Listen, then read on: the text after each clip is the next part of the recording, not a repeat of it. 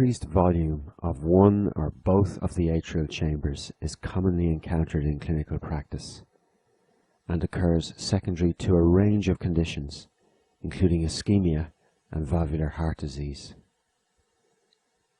In a proportion of cases, atrial enlargement produces diagnostic changes on the ECG.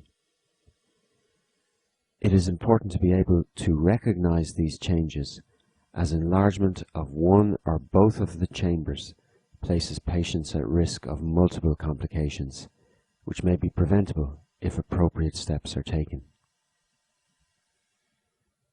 This is a two-dimensional schematic showing the normal right and left atria, the cardiac conducting system outlined in grey, and a single large square taken from the ECG readout of lead 2. We will use this schematic to study the manner in which atrial depolarization produces the normal P wave on the ECG, and to understand how enlargement of the atrial chambers produces diagnostic changes in P wave morphology. The spread of depolarization through the atrial chambers is shown here in blue, and there are some features of this process which we would like you to note at this point. In the frontal plane, atrial depolarization moves through the chambers downwards and towards the left from the SA node. The normal P-wave axis, indicated here by the blue arrow, therefore travels more or less straight down lead 2 in the frontal plane. Hence, as you can see here, P-waves originating from a sinus discharge are usually strongly positive in the inferior leads and tend to be of maximal amplitude in lead 2. Also, with an axis at plus 60 degrees, the P-wave is positive in most of the frontal leads, but of course is negative in AVR. Returning to our atrial schematic, you will also notice that because of the location of the SA node, depolarization of the right atrium is complete somewhat earlier than that of the left. The normal P wave, therefore, can be considered as being composed of two overlapping components. One early component, predominantly due to right atrial depolarization, and a second later component due to left atrial depolarization. Depolarization of both chambers is normally complete within 0.11 seconds, approximately 2.5 small squares.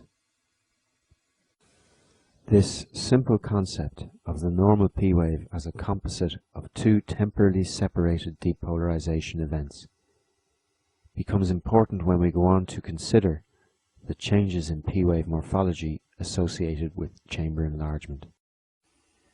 Applying the rules we've used through this course, we would expect enlargement of the atrial chambers to produce predictable changes in the morphology of the P wave. This is indeed the case, and criteria have been established for the ECG diagnosis of atrial enlargement. The right atrium enlarges downwards and towards the right. In right atrial enlargement, therefore, the magnitude of current spreading downwards from the SA node in the frontal plane is greatly increased. Consequently, the amplitude of the right atrial component of the P wave increases dramatically in the inferior leads, illustrated here in lead 2. However, even though the right atrial component is prolonged in duration, it still falls within the limit of normality defined by the end of the left atrial component. Therefore, in right atrial enlargement, the recorded P wave is increased in amplitude but is of normal duration, that is, less than 2.5 small squares in width. You will also appreciate that as the right atrium enlarges downwards and towards the right, the P wave axis may shift towards AVF.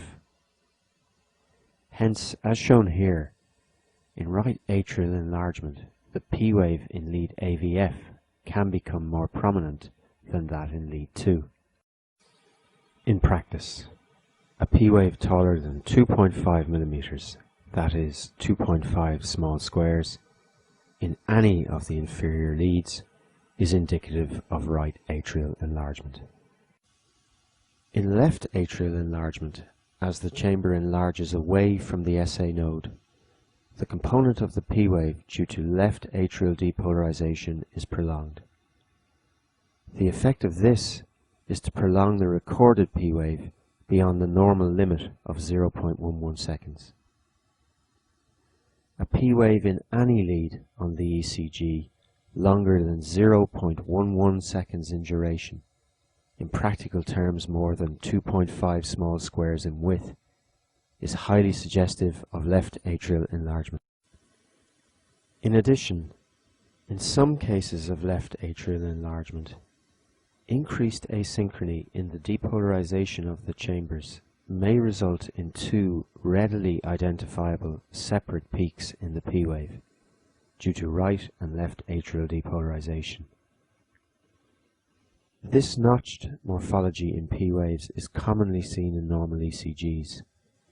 As we've seen, a degree of asynchrony between the two chambers is quite normal.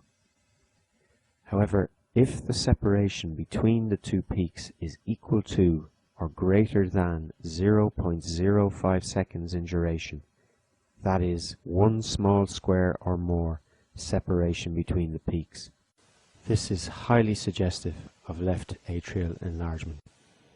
A notched P wave with this diagnostic degree of separation between the right and left atrial peaks is referred to as P mitrale.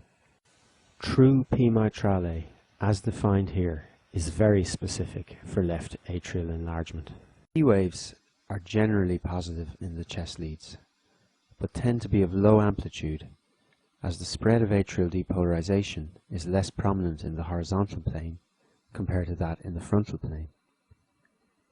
However, one point of note in these leads: as the left atrium lies somewhat posterior to the right chamber, left atrial depolarization moving posteriorly and to the left may produce a small negative terminal deflection in the P wave recorded in lead V1. This is observed in many normal ECGs. However, in the presence of left atrial enlargement, this finding can be dramatically exaggerated. Enlargement of the chamber is usually directed posteriorly and to the left, and this can result in a very prominent negative terminal component to the P wave in lead V1. A negative P wave component in lead V1 greater than one small square in width and depth is suggestive of left atrial enlargement. This slide summarizes the ECG diagnosis of atrial enlargement. As you can see from the figures quoted here, P waves taller than 2.5 millimeters in amplitude in any of the inferior leads is a very specific finding for right atrial enlargement, and P mitrale is very specific for enlargement of the left chamber. However, you will appreciate from the poor figures for sensitivity that many patients with underlying enlargement of the chambers do not demonstrate these abnormalities on their ECG.